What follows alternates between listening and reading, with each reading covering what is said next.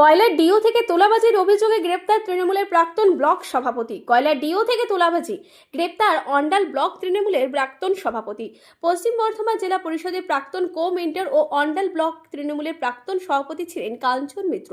তিনি অন্ডালের শ্রীরামপুরের বাসিন্দা। তৃণমূল আমলে কয়লার ডিও থেকে তোলাবাজির অভিযোগ উঠেছিল।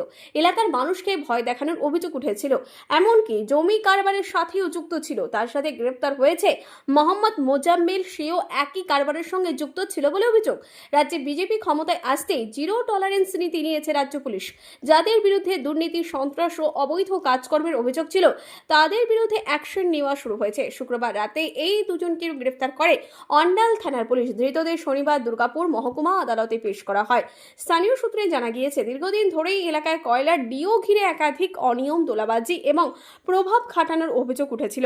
অভিযোগ, সাধারণ মানুষ ও ব্যবসায়ীদের উপর চাপ সৃষ্টি করে বেআইনিভাবে টাকা আদায় করা হতো।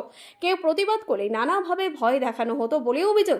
শুধু কয়লা ব্যবসায়ী নয়, জমি দখল ও জমি কেনাবেচার ক্ষেত্রেও একটি প্রভাবশালী চক্র কাজ করছিল বলে অভিযোগ উঠেছিল।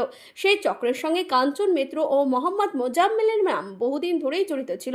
পুলিশ সূত্রে খবর, বেশ কিছু নির্দিষ্ট অভিযোগ ও তথ্যের ভিত্তিতে তদন্ত শুরু হয়। তদন্তে নেমে শুক্রবার রাতে অভিযান চালিয়ে দুজনকে গ্রেপ্তার করা হয়। ধৃতদের বিরুদ্ধে তোলাবাজি, হুমকি দেওয়া, বেআইনি আর্থিক লেনদেন সহ একাধিক অভিযোগ খতিয়ে দেখা হচ্ছে।